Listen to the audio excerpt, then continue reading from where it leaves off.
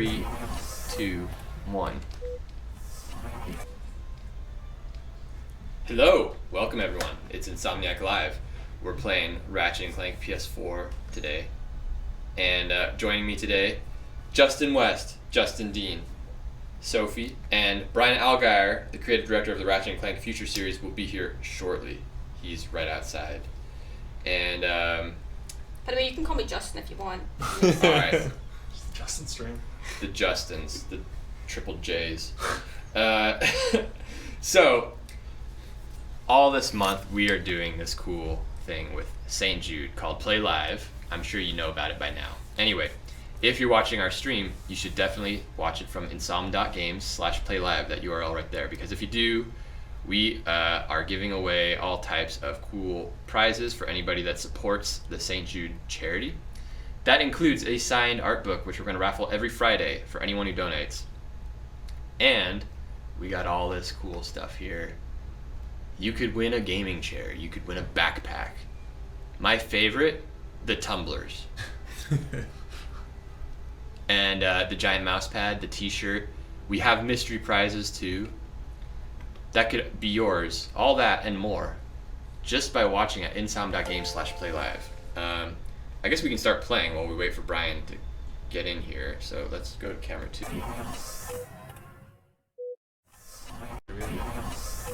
Frickin' drop frames, man. It's 1,000. Is it stopped or is it going up? It stopped. Okay. Alright, we're good. See, it's those hackers from North Korea conspiring against us because we're trying to help the children. Alright, so who's starting? Do you want to start? I can play, yeah. Alright, Sophie's gonna be the first one up. Apparently, she was telling me before the stream she's been playing this game. Should I just play it normal? Sure.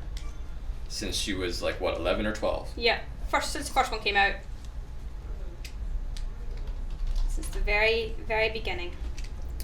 The chat wants to know if you're still mad about the Smash Battle. Yes, let's not talk about it. Yeah, I even I don't know. I trained. I used to play with a lot of colleagues from my last studio, and we were all really, really tight, and we had our characters, and we were really like neck and neck all the time. Money. But like we always used the same characters. So when I play here, it's like completely different characters, completely different play styles. You know, everybody. I wasn't used to all the tactics that were being thrown at me. So yeah. Some people here were pretty cheap at where everyone. Brian has joined us. Hi, how's it going? Which camera am I looking at? all of them. There's like 5 of The them. one on the right. Okay. Over there, yeah. Hello. It's good to be here. Sorry Yeah. I'm late. No, it's all good. We were just talking about the Smash tournament we had last week and how the Insomniacs conspired against Sophie. They crushed used me. cheap tactics. Oh yeah, what Yeah. did they do? What were They their just cheap- played the game. Oh, I see. They played it well. I was the How one dare trying to they? use cheap tactics, and they were like, "No, we see through your cheap tactics. Ah. You can't use these on me."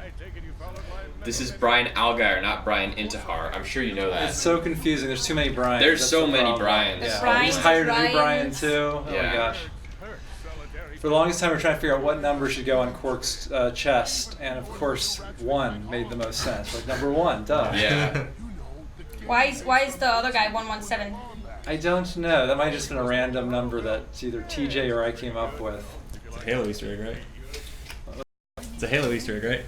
Smart 117. Oh. Put it in, like they're referencing something, or because it's like some person is assigned to that thing, and they're really spending a lot of time thinking about it and working on it, and they're gonna, inject their own little personality into it. They're not just gonna have it be like just nothing, some arbitrary thing. Yeah. In most cases. Oh, absolutely. Yeah, but there's ever an opportunity to be creative, you want to take it.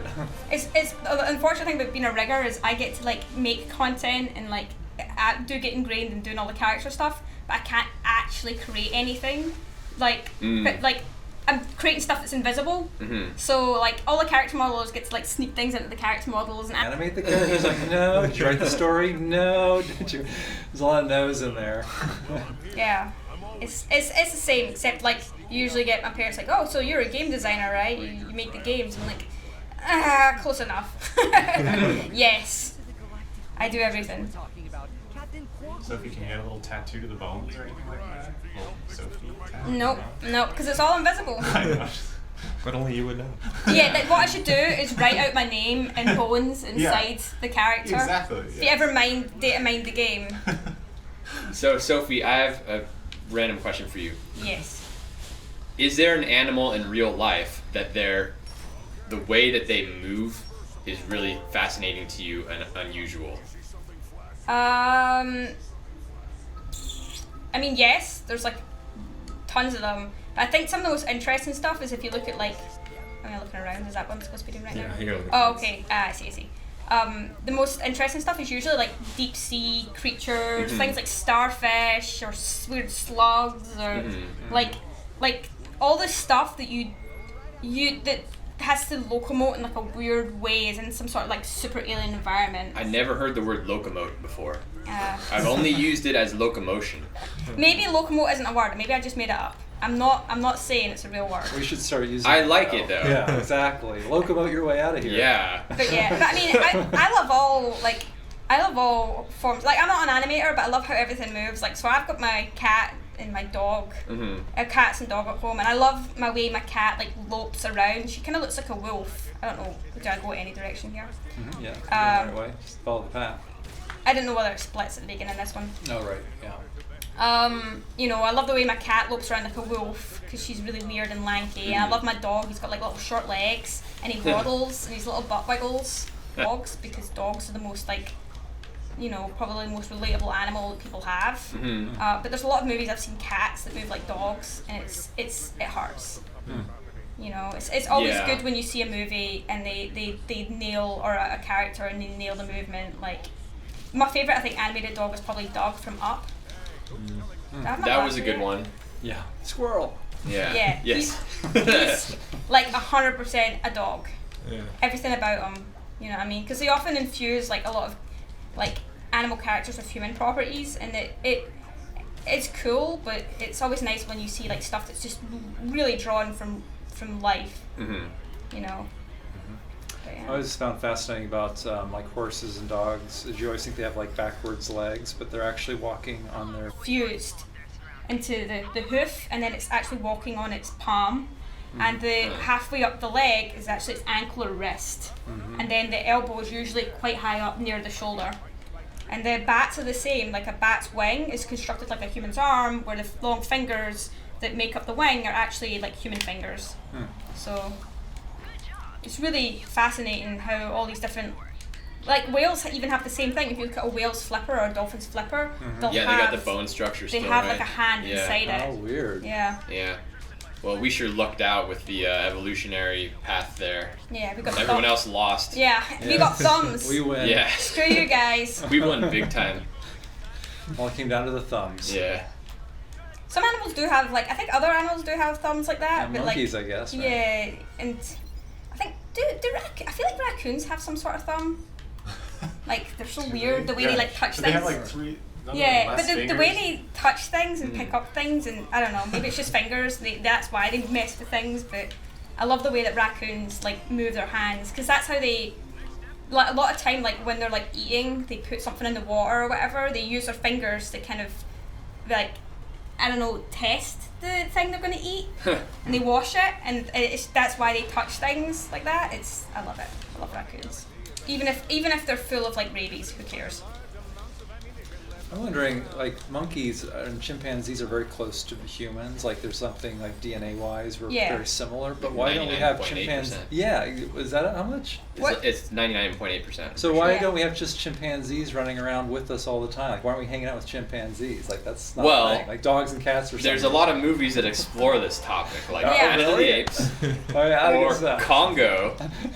Have you seen Congo? Oh, well, they do have a lot of thumbs. It's kind of not it's that the guy has the chimp that he's trained to do sign language, and then he has a power glove essentially hooked up to the signing chimp that does like a Siri voice for the sign language. So it's like, you know, Amy, no like, ugly gorilla, Amy, no like, you know, Amy want banana. And wanted a cigar. That movie bombed horribly. Yeah. What movie was this? Congo. It was really absurd because it was from Michael Crichton. Yeah, and it was right off the heels of Jurassic Park. Yep. So they thought it's going to be a big deal. And apparently monkeys that can sign is not as cool as dinosaurs. And I read up on this actually. I'm not like by an expert of any means, but where's the guys? There they are. But the reason humans and primates are separate is because humans walk on their back, on their 2 legs, because we're bipedal. So in our evolutionary path, because we were bipedal, it freed up our hands to do stuff, and therefore started making like tools and allowed our brains to get bigger. I can't remember the whole, like I read into it because I was kind of went down a hole recently of like looking up all this stuff. Because there's that really cool game coming out from was it former Ubisoft? Wild? No, the Assassin's Creed guy, and it's about being a primate and like evolving and like forming tribes and like navigating the world, like evolution, like but at the beginning of the humans like evolutionary like tree basically. It seems really cool. And then I was looking up like all the skeletons of like Lucy and all the kind of missing link stuff. It's really interesting. My mom did the 28andMe thing, and then she was like, she sits and watches all those documentaries and like History Channel things with that guy with the hair, you know, that's like alien and everything. Right. Like she's all into that and like really into that, like thinks it's real. And she watched something that said that like we're all, or a lot of us are like based off Neanderthals, not off of Cro-Magnon man. That like there was interbreeding back then, and then like, they all split off. Yeah, like I thought that it was like Neanderthal went extinct because of Cro-Magnon man, and then Cro-Magnon man like became modern man. But she's saying that there's actually like a lot of people are Neanderthal, and that like she did 28andMe, and that we are like our family's Neanderthal, and she's so proud that we're Neanderthal. And I was like, I was under the impression that Neanderthal were like the dumb cavemen that got beat out by the more advanced, more upright, like more human, you know, Cro-Magnon, and it's not something to be proud that you're like based off a Neanderthal. You should, you know, keep that quiet. I don't know. I have no idea. I thought we were all created by God. Well, I'm just kidding. I won't go there. Come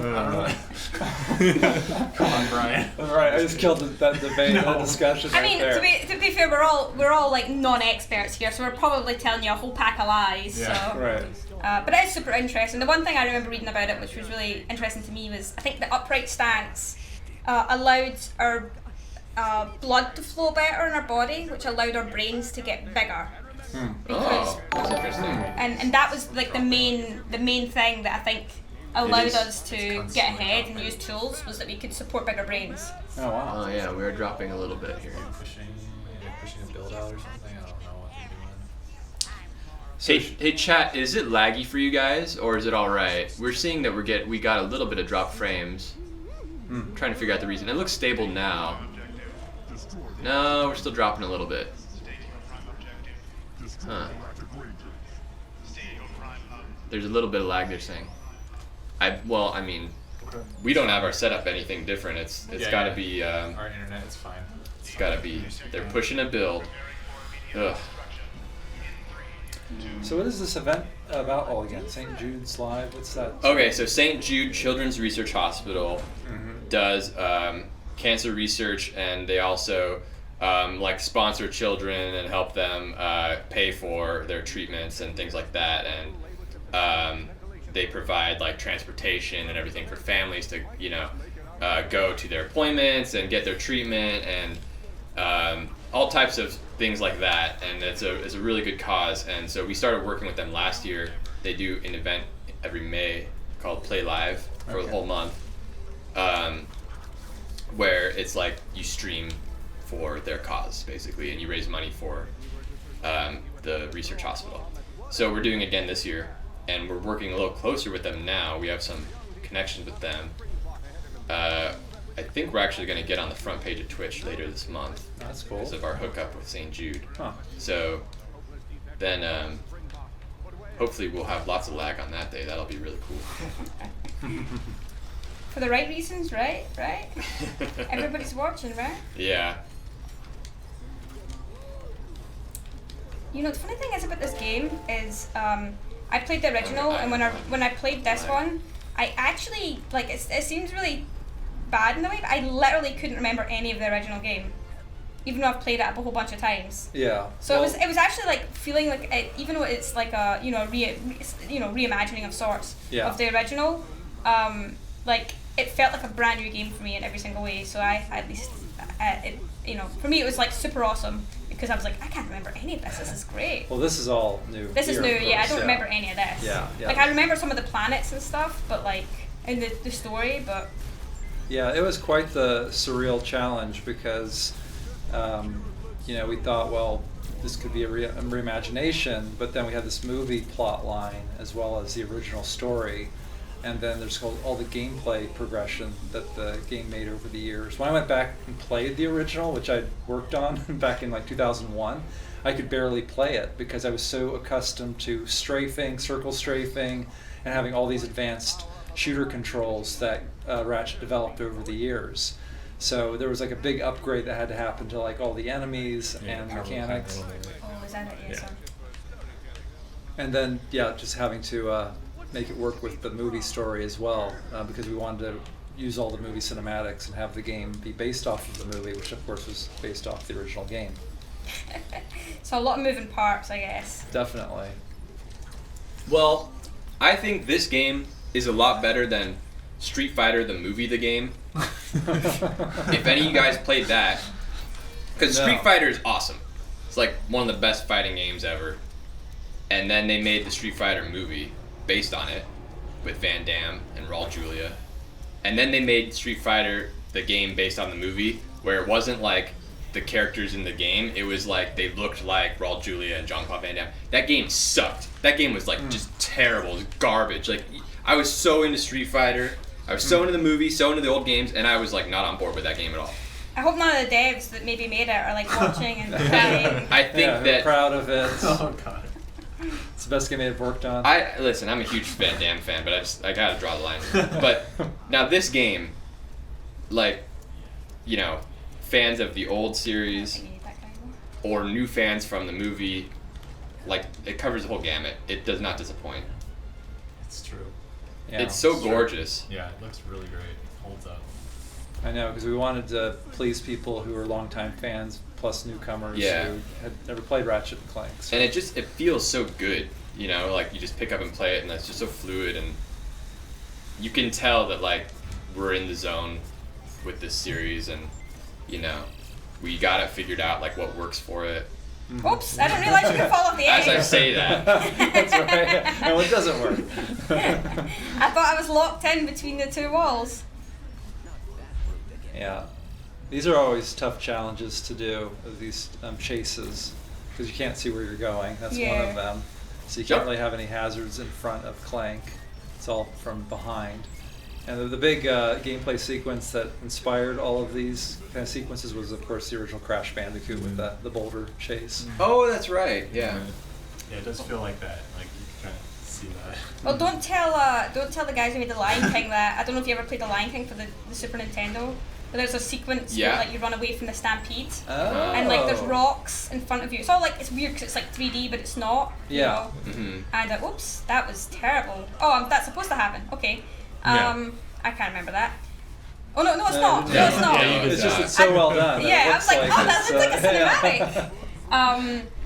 cinematic. You're running along away from all the stampede, and then these rocks come up in front of you. But like as you said, like you can't see. Yeah. So the rocks like flash on the screen like 2 or 3 times before they actually appear in front of you, but the timing is so difficult, and it's like I got really good at that level, but like I also hated it. You know what I mean? The Aladdin game did the exact same thing on Sega, where there's a Cave of Wonders and you're on the carpet, and then the genie's hand will either point up or down based on like which way you need to go because a rock's gonna come, and then it gets really hard, and then at the end it just says question mark, and you're like, what the man, screw you, and then it's like there's one of those. I think it was the same people. I actually watched a stream on it.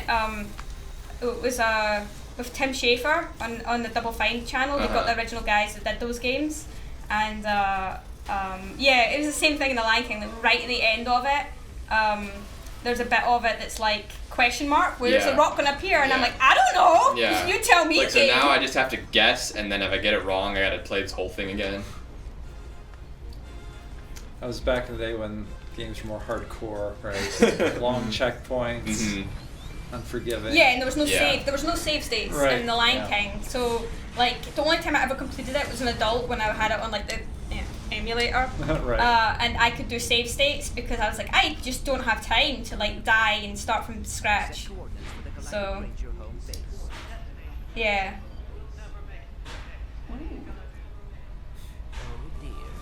What's chat saying? They're asking if we've seen any Uwe Boll movies, which I don't want to get into. No. I have. I've seen a lot of them. They're awful. Do we know where James is? He was still in LA this morning. He's going to Nebraska for a couple days. Question for Brian. Why were Eudora, Hoven, Gemlik Base, Atlantis, Umbris, and Orxon Yep. levels get cut from the game? Was it due to time constraints? Oh, were those levels in the original game? Yes. I thought Umbris was still in there. Isn't that the gas planet? I forget all these names. Well, there's Gaspar. Yeah. No, there was like it's Orxon.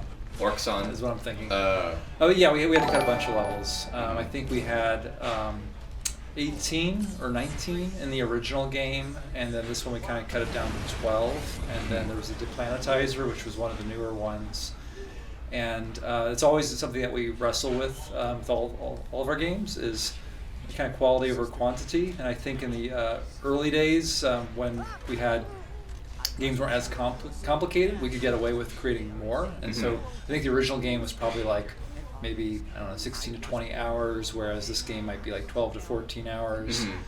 So we just had to make some very judicial decisions. And of course we were also trying to base it off of the movie, and that had some kind of key locations that they had to go to. So it was kind of like looking at the movie locations and basing the original like macro game design off of that, and then looking back at some of the other planets that we'd traveled to that we were fond of.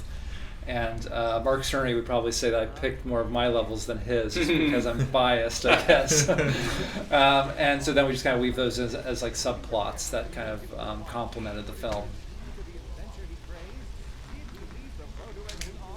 But there was entirely new levels, right? Or is it just the one you said?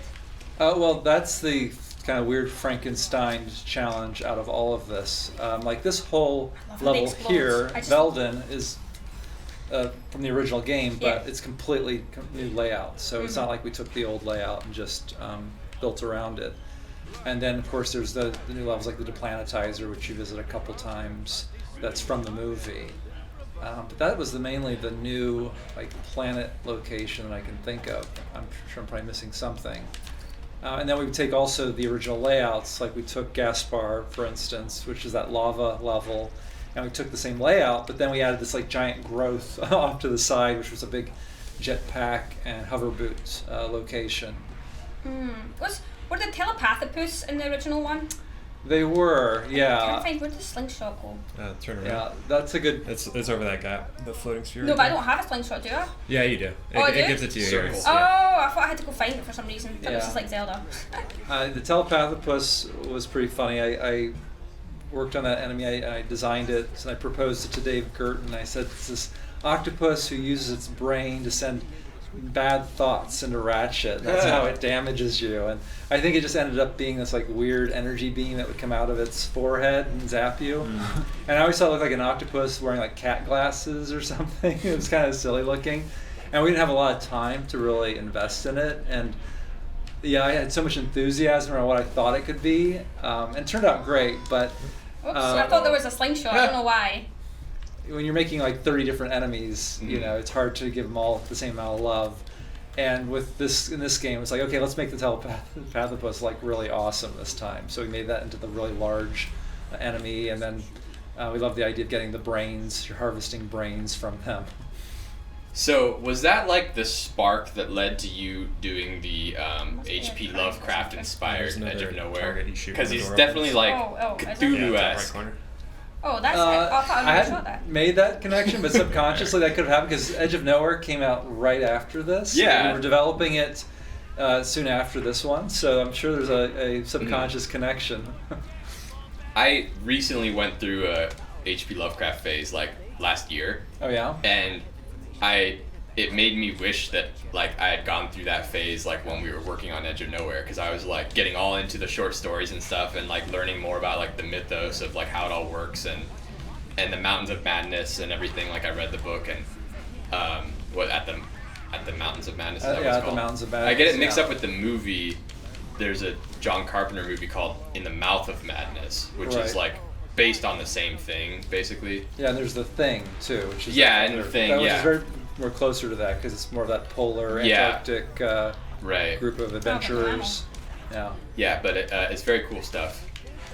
Yeah, I actually had done a little bit about Lovecraft and Cthulhu and stuff like that, but I hadn't really delved too much into the stories until I started working on that game. And we were trying to really figure out how do we make a VR game in a very short amount of time. And it just made sense to make something that's based around horror. We could leverage all of that, as well as creating a minimalistic like location, but then going into a lot of detail where we wanted to. And so At the Mountains of Madness like made the perfect amount of sense. You go to Antarctica, have these cool landscapes, and this sense of foreboding horror around every corner. Are you excited for the HBO show coming out? I guess we haven't seen anything. I did not know there was one. There's going to be a series, like a HP Lovecraft series. I think J.J. Abrams is no way a part of it. Yeah, oh, that's I'm excited because like I love Edge of Nowhere's the whole lore and everything. So that's fantastic. Yeah, I'll have to see that. I don't know. There's not anything like fully out yet about it, but I guess it's been being written now and stuff like that. Might be in pre-production actually. Oh, you give me lots of ammo. That's really cool. Yeah. In the Mouth of Madness is a really good movie. I'd have to disagree with you there. It's okay. There it is. Yeah, it's not one of my favorites. I like that whole part of like, do you read Sutter Kane? Like, that part's cool, but... Isn't it like a creepy guy on a bicycle at one point? Yeah, that's it's Sam Neill, which is weird because he made it like the same year or maybe the year before Jurassic Park. So I like think of him as the guy from Jurassic Park. But in this movie, he's like slowly going crazy and he starts like, cutting all over his face and like writing on like little, like symbols on his face and stuff and like going crazy over it. Yeah, I don't know. It's okay. I think The Thing is way better. Yeah. That's like one of the best horror movies ever. Yeah, I don't want to spoil Edge of Nowhere, but we took some ideas from Into the Mouth of Madness. Like there was some kind of false, I don't know. Well, a few red herrings, I guess. That's all I'll say. Yeah. I'm gonna run out of ammo. Oh, he's dead! Nice. That slowdown there. Now I have to try and find some more ammo. Oh, you got your wrench. That's good enough. No! Oh wait, there's some ammo. Well, we have a notification thing. I thought, isn't that from Sarah? From Sarah is Thomas. Yeah, no, did he say thanks for the donations or he's just saying that? He's just saying it in general, I think. Just in general. Yeah. Got it.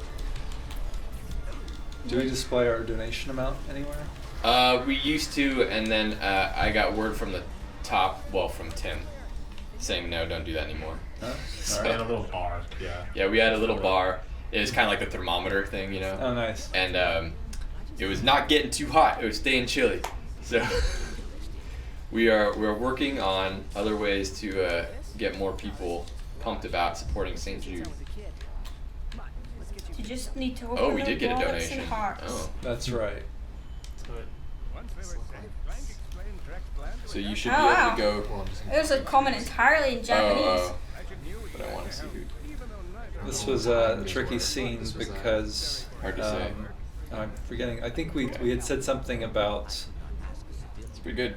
Thanks for the donations, guys. Oh yeah, yeah. In this particular scene, I think they're talking about they don't realize that the Blarg have already attacked and that they just went through a fight. Like the whole context was before they actually engaged with the enemy, and so we had to actually have Captain Quark narrate over this while they're talking to explain what they're saying, which is what they're not really saying. But Quark was a great narrative device because it was all through his memory, so we could kind of tweak the story of the movie because it's all through his foggy retelling. Yeah, the unreliable narrator. Mm-hmm. And he's so hilarious too. I was in one of the like trailer voiceover recording sessions with him, so I got to meet him, and like just every word was just a riot. Mm-hmm. Yeah. Jim Ward does the voice, and he's fantastic. He's a great guy, super professional, and funny too. Someone asked me a question. They said, did you ever work at any game studios in the UK? There aren't a lot of well-known studios over there that I can think of. There's actually a lot of well-known studios in the UK, but yeah, I did. I interned at one studio and I worked at another, and I interned at a small mobile studio in Dundee called Tag while I was at university. And when I graduated, I went to a studio called Blitz Game Studio, which was in Royal Leamington Spa in England, and they're no longer like in operation, but they did Fusion Frenzy for the Xbox and a whole bunch of like kind of franchise games, and if anyone's into like meme kind of games, they did the Burger King game. Did you ever see? Oh yeah. You ever seen that one where you hide in like buckets and stuff and hand people out burgers? I remember Fusion Frenzy as well. Yeah. They did all those. But unfortunately, when I was there, I kind of came at a downturn because that's when THQ had just kind of went under, and THQ was our main publisher because they were like kind of in that mid-tier like AA game space, and pretty much all of our funding disappeared, and all the products I got into the games industry, and I've been in the industry for 7 years now. Oh, I see. So I just have to get all these done. But yeah, it was pretty sad because like some of those people were like had been at that company their entire life and had built up their entire career around it, and then it just was gone. So, you know. But yeah, there's tons of other studios. There's big ones like, I don't know if people realise that like Rockstar North is in Scotland, which is okay, I think I just upgraded my combustor. Rockstar North is in Scotland, which now I think Rockstar does all of the Rockstar games, but they used to be known for GTA, which is funny because if you play GTA games, don't play them if you're under 18 stream. If you play them, they're full of Scottish jokes because it's made in Scotland, a lot of it. Oh wow. Huh. So, all the older ones at least. What, do you have an example of a Scottish joke? Well, they're usually kind of rude.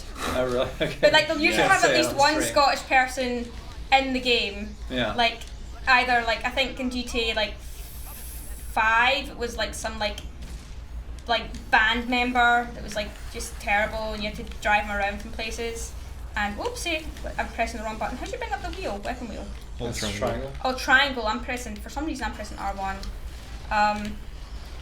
Yeah, it's hard when I play Spider-Man and I think that's why like Yeah. I'm so used to that kind of control scheme. But I'm really dropping the ball here. And another one is like I remember playing GTA 3, I think, or it's one of those games, and if you see the newspapers that fly around and stuff, they have like a Scottish joke on them or something like that, Scottish words, so it's pretty funny. But yeah, then there's, you know, Criterion, I think, does all the racing games, and then there's Rocksteady that does the Batman games, and tons of racing games are done in the UK. That's the main reason why I kind of had to come to the US, because nobody really needs a character rigger if you're making a bunch of car games. Right. So, there's so many of them. It's funny looking at this level. When we made the original one in 2002, we had an artist who'd worked on the Spyro games come by the office during E3. We kind of like snuck him in, and he no longer worked at Insomniac, and he got to see like a little sneak peek at this level. And he was just completely blown away at the amount of detail. Like we had little mushroom chunks like along this tree trunk, and he was just like, you know, couldn't believe it. But like now this has gone so far past that level, so far beyond it in terms of just how lush and detailed it is. I'm still like just looking at the trees going, these are some beautiful trees. I always love the palette of Ratchet games, especially this one has like one of the nicest palettes. Because like a lot of games, you know, that because they're a lot of realistic games nowadays, they have to stay to pretty like, you know, grounded. I would say mundane, but I would say they've a lot of grounded palettes, you know, realistic palettes. Whereas this, it just goes crazy with the colours and even playing it right now, I can totally see like Grant's lens flare and post-processing stuff that he does like everywhere. Oh yeah. It says Grant stamp all Those over. little lens smudges. Yeah. Whenever the camera, like like that, Yeah. like they are. That's a Grant effect right there. I can tell. That's an interesting way of putting someone's signature on the game in a very subtle way. Yeah, I mean, if you've worked with Grant, which I do, you'll know exactly what it is. You know, it's funny. Yeah. You think a game being like this, it's so big, like you wouldn't be able to see personality in it, but there's tons. Especially if you know the people involved who make it, you can tell almost who made an asset by what it looks like. You know. Yep. It's great. I think that's a cool thing about how, like, especially with the animation team, how they work here, where one person will be, kind of getting to take their asset, like, all the way through and really own it. And, if it was like a movie production or something, there's like this very detailed step-by-step assembly line process, and everything conforms to this, like, very rigid guideline. And with ours, like, we do have the creative direction, but there's a lot of like opportunity for someone to like, put their personality into a specific asset, if it's like a character animation or a way it looks or something like that. But they all still fit together, Yeah. But at the same time, like you said, like, you could look at one character and be like, oh, that's like Steve Ryder definitely did that one. Right, yeah, the animation. Yeah. You can definitely see the creature box, Dave Burton and Greg Baldwin's character designs definitely stand out. I remember like when I was a little kid and I watched the Simpsons DVD commentary, the guys that ran the show would always say that like they could tell Do you want to play? what writer made what joke based on what type of joke it was.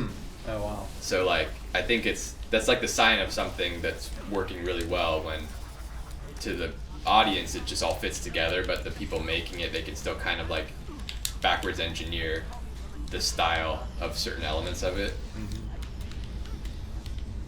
One thing I really like, especially is you're saying it in Insomniac, and I feel like we really try and keep this, is like, there's lots of studios where you say like you hand off an asset, someone that does one part, someone does another, but we're very, at least all the departments I work with, once you have a thing, you kind of own it, and you take it from start to finish, and it really gives you a sense of much more like, there's power in having that, but there's also satisfaction in seeing something from the start to finish. You know what I mean?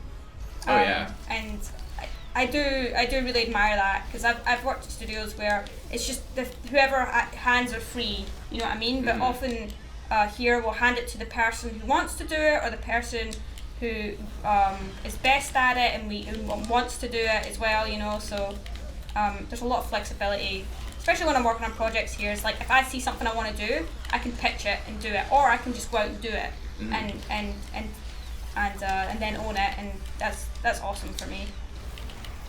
Yeah, it's kind of nice how at Insomniac, we've always been super collaborative as a culture, and just having people who've been around for a while like me, or just other folks, like we stick together. It's not like we're just made up of a collection of contractors and freelancers. I mean, even though we certainly work with a lot of contractors and freelancers, I feel like we always make an effort to kind of put people together in groups and give people a sense of ownership, and really, in the end, you have to rely on offering a direction, but having people have a lot of creative freedom in terms of how they approach it, and that's how you make the best games, it seems.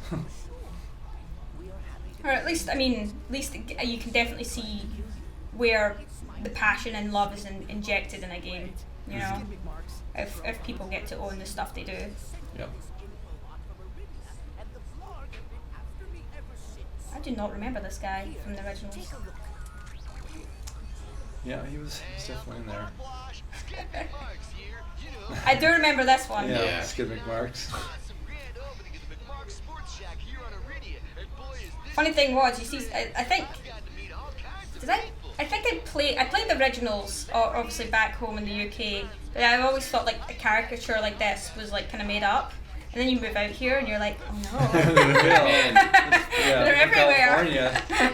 I see vloggers like at Target and stuff, like when I go to lunch sometimes, like we go to that Witch at Target, and there's a Starbucks attached there, and there's been like 2 or 3 times where there's someone with a selfie stick like vlogging their like Starbucks thing, and we're like standing there and just sitting there like, oh man.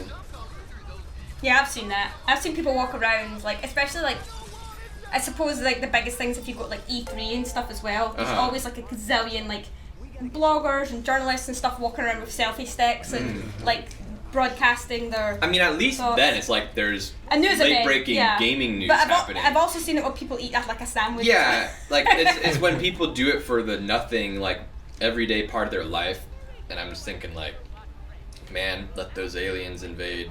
Just we need something like more meaningful to all be rallying towards, you know, like fighting off an alien invasion. Clearly we're bored.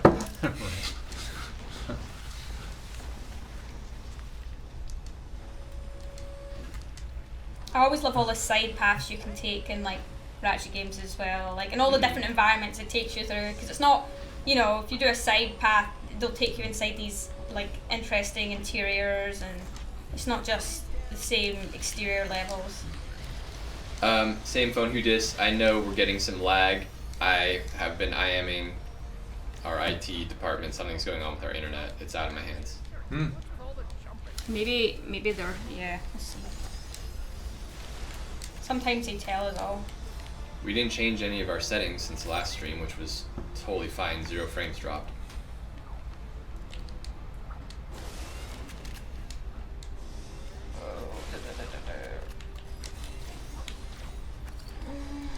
They didn't leave any notes in the build uploads, but It might be something else. yeah.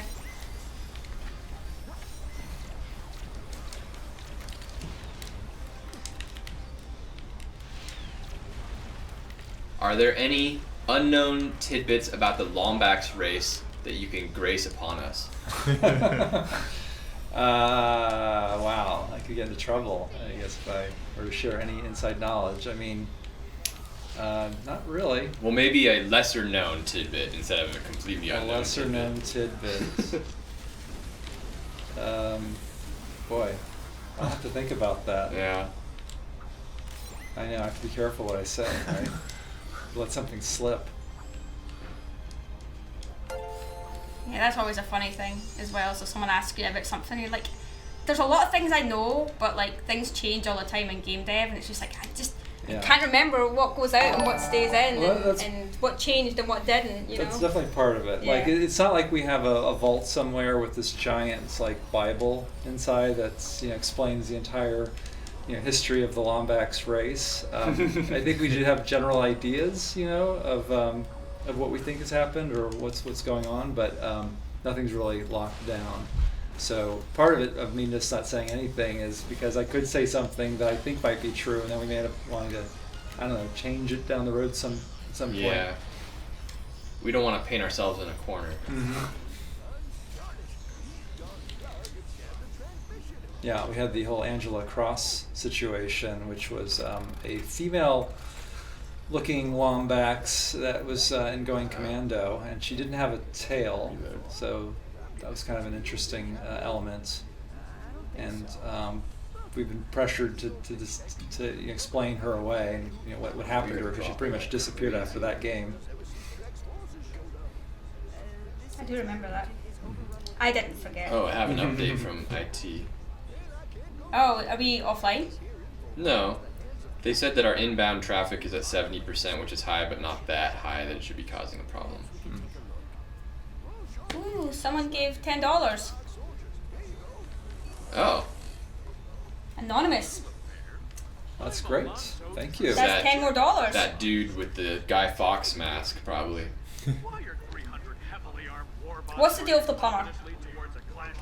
The plumber is an enigma. He's a mystery. That's the only thing that's probably pretty consistent about him, is that why he shows up in these random locations and just happens to give like very important details at key times, or inside jokes. Is it one of those things where like he's the creator of the whole universe, but you don't know, and he's all humble about it? Like that's right. He could easily be like the architect. Little do we realize.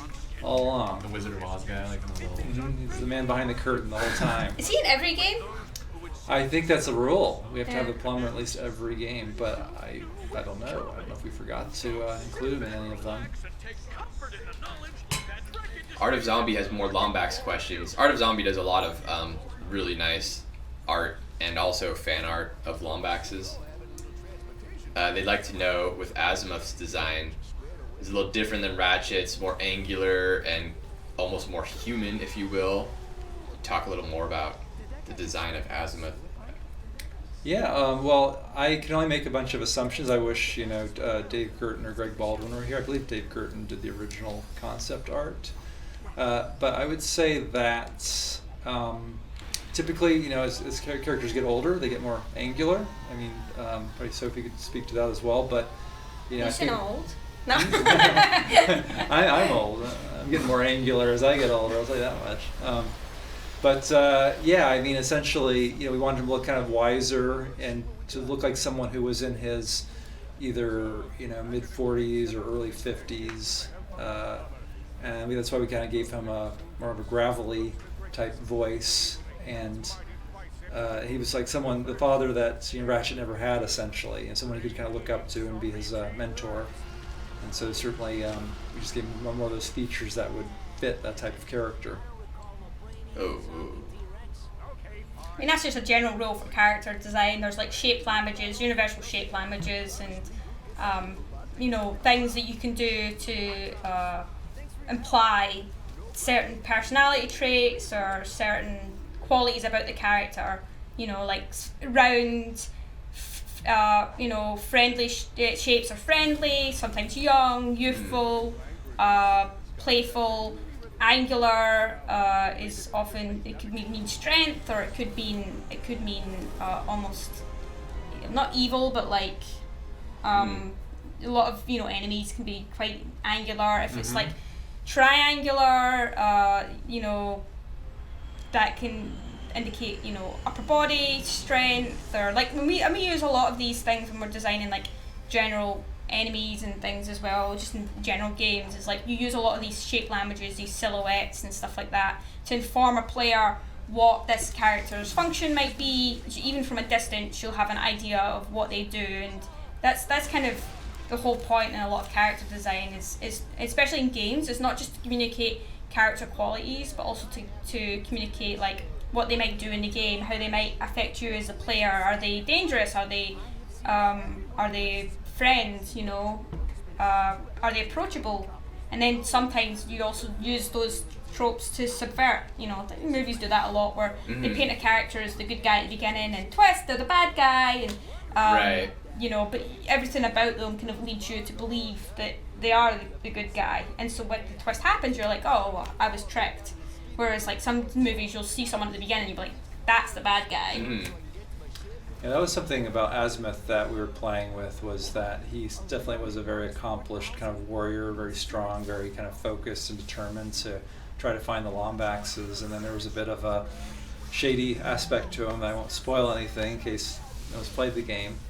And so I guess, that's why to some degree, he was more angular looking, which was helpful. But early on, when we first started designing him, he looked even more angular, more serious. And we actually kind of like gave some feedback, and sort of, I think with his eyes, we made them more expressive looking. And then on top of that, we cast a very friendly sounding voice. And at first people were like kind of shocked at how he sounded like this warm grandfather. And the actor Joey Doria, who we cast, actually he reminded us of Santa Claus, because he'd come in, he'd have like a pocket watch and a vest and this huge beard. But we just loved it when he just sounded so much so fatherly, I guess. And that's what we really wanted, that warmth and that connection that Ratchet had to him. And then when he had to deliver a stronger and fiercer kind of sound to his voice, he did. And it really kind of struck that balance just the way we wanted it. That's awesome. Yeah, a good casting choice can make all the difference like that. And I think that's why, like, that's one of the characters people keep talking about even now, Well, plus the backstory of the Lombax has always been like a, I've always loved it, you know what I mean? Like, you know, why is he, you know, the only one? You know, where do they all come from? What happened to them? So, you know, because I always feel bad for him, you know, because he's, you know, obviously he's teamed up with Clank, but like he's, you know, lonely in this big old world, you know, no family to call his own. Though I can't really remember. I have to be honest. Like, it's been so long since I played the PS3 ones that I can't really remember the details. It's all like feelings at this point. But I did actually, when I went back to the UK at Christmas, I raided my room, and everything's in storage boxes and kind of packaged up to be sent out here whenever I have time to do it. But I found all my PlayStation 3 games, and I found all my Ratchet games, and I brought them over because I kind of want to replay them because I have a PlayStation here. And I was really bummed actually because I had this special edition Crack in Time with the holographic kind of vernacular cover on it. Yeah. But I brought it over in my luggage, and the poor thing got crushed. Oh no. So it's kind of bent out of shape now. It's a wee bit sad. Yeah, it's too bad. Yeah. But hey, I still got the game at least, and the PlayStation 3 was region 3, so there's no region locking. Oh, that's right. Why was that? Why was it free? Yeah. I don't know, but it was really awesome because PS2 was region locked. I remember that. I'm pretty sure PS2 was region locked. I think the PS4 is as well. Oh, it's not. Oh, it's not? Mm-mm. That's weird. Okay. I think some things are region, like some movies and stuff, but games are not region locked. Oh, I see. And Blu-rays were region locked on PS3, like Blu-ray movies, but not games. Games have always been unlocked. But Nintendo, the DS was unlocked, but the 3DS wasn't. But now the Switch is again region free. So I'm glad because I like to. It sucks that I have this huge 3DS collection and 3DS that can only play British games and or European games, and I can't. So when I came over here, I had to rebuy everything. So because also, and I mean, a lot of the older consoles as well have different plugs as well, different chargers. PAL, like standard def versus PAL. Yeah, it's. That was like PAL was like more square, I think, and standard def was wider. Well, also there was a different frame rate in the UK, I think, as well. 25, yeah. But now I guess everything's standard now, right? With HDMI, it's the same everywhere. Thank goodness. I know. Because I think I remember playing Sonic the Hedgehog over here, and it feels completely different because it played at a different speed in the UK, the originals, and also the music sounded different because it played at a different speed. It played That's interesting. slower, I think. Very interesting. Yeah. Standard def, the UK kicked the crap out of the United States because you guys had 25 instead of 29.97, which is like way more similar to film. That's right. So everything just looked basically the same as film. It didn't look like that sitcom effect, like the bad TV effect. And then also, PAL is 100 lines better resolution than NTSC. So, which is a lot back when it's standard def and you're only having like 500 lines. 100 lines is a big deal. Yeah. So, but a lot of games were developed for American hardware. So when they brought them over to Europe, they weren't like. Oh, it was like blown up, all gross. Yeah, they weren't faithfully like translated properly. That's lame. What do you think of? Didn't they have like I think it was The Hobbit where they shot it in like 70mm at like 60 frames per second, and people watched it and they were just like, ugh. It's disgusting. Yeah, it's like 48. Yeah, you can see like the makeup, caked on the actors' faces. No, it was weird. I know. Yeah. Like if you're playing a first-person shooter, you want all the frames. Yeah. But if you're watching a movie, man, give me 24 frames per second. It's like this look that has been ingrained in us as a society that's what we look at it and we think cinematic. Yeah. Isn't it like natural though too? Like we look at like motion, like what we see as human, like the motion. Well, like you're gonna get all these people on the internet being like, the human eye sees at 100 frames per second. Da da da da da. I thought like the motion, like because it creates motion blur with the frame rate. Well, it also depends on the shutter speed. But the point is, it looks nice. Like there are some times when it doesn't look nice if you're doing like a quick horizontal pan, and it'll look a little stroby. Whereas if it was like higher frame rate, it looked smoother. But it doesn't look cinematic though. It looks like home video. Yeah. So it's just. Bleh. Well, this game's running at 30 frames per second, whereas the original Ratchet was 60 frames per second. That's right. So, but we had to, that's the trade-off that had to be made to either make it look more lush and detailed and beautiful, And I guess this isn't like there's some rapid camera movements, but it's not like an FPS where you're kind of constantly scanning and panning and shooting. Right. I think FPS is different as well because it's competitive, right? Anything where you're competitive, true. you want the frame advantage. Mm-hmm. Like fighting games as well. Like they play it 60 frames per second because you need every single frame, I think, right? Or at least the newer ones do, don't they? Well, technically. Yeah, you want that responsiveness. Yeah. Especially if you play games like Counter-Strike, they put like 144 hertz. Oh my goodness. Wow. Yeah. Well, of course, Yeah. VR games, we had to make those go at 90 frames per second. Per eye. Yeah, per eye, right. So it's 180. Yeah, just so that we didn't have nausea. Yeah, so people didn't throw Comfort, up. yep. Yeah. Because I played a game without that once.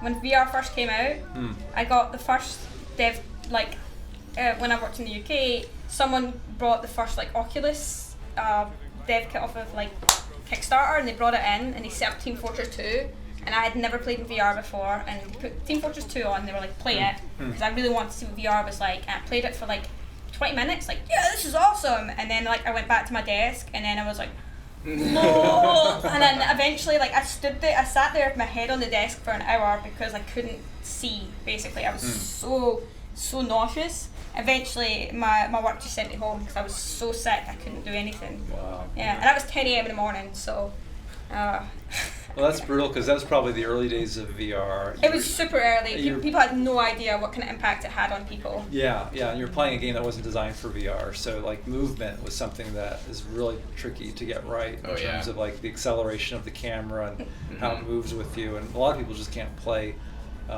fully free moving, full locomotion style games in VR. No, it was Team Fortress 2, which is one of the fastest games right. around, Yeah, that's and insane. it was the worst choice to give me for a person who also just gets really motion sick. I always get motion sick in cars and stuff like that. Yeah. So all in all, it was just a series of bad choices that I had no idea that were being made.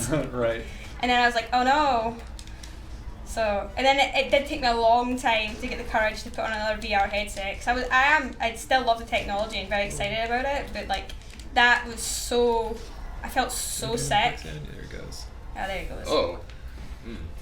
Yeah, there's a really good comparison that game designer Jesse Schell makes. If you've ever had a really bad experience, a food experience, where you'd eat a burger or something. Yeah, food poisoning or and something. you get really sick, you never want to eat a burger again. I had that with soft pretzels when I was 15. I got really sick with a soft pretzel. How the hell did you get sick with a soft pretzel? I don't know. It's I don't know what it one of the was. most inoffensive foods, I'd imagine. I think it was just food poisoning or something, the way they handled it. But it took me about 10 or 15 years before I'd have a soft pretzel again, just because I got so sick.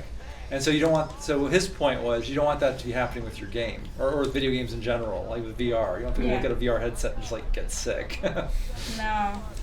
Yeah, I had the same kind of experience with food where I used to go on long road trips. My family used to drive down to France every summer, and it's about a 2-day drive to get from Scotland to the south of France, where we used to go every summer, and I hated that. But the one time my parents got me this big bag of strawberries and cream hard candy, which was really nice candy, but it was really tasty, and I ate that whole bloody bag on the way down, and I've never been able to eat strawberries and cream.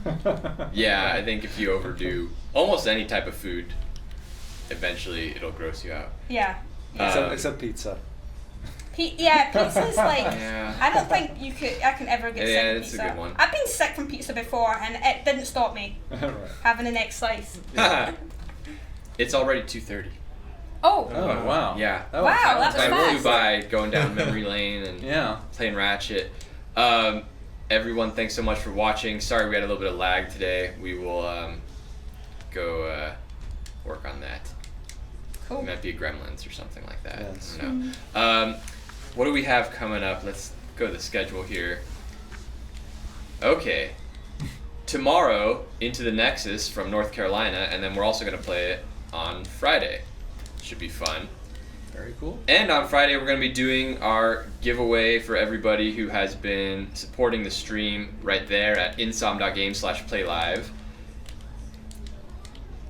All this stuff going away on Friday. Well, not the chair. The chair's going away the final Friday. Everything else you see, that will be going to any of you who have donated to St. Jude through our link, insom.game/playlive. Even $1 is enough to get you into the drawing. We got signed Ratchet art books. Come on, that's awesome, right? All right. So, Justin, Sophie, Brian, other Justin. Or Justin. Yeah. Justin. Thanks so much for joining, and everyone, thanks for watching. We'll see you guys next time. Thank you.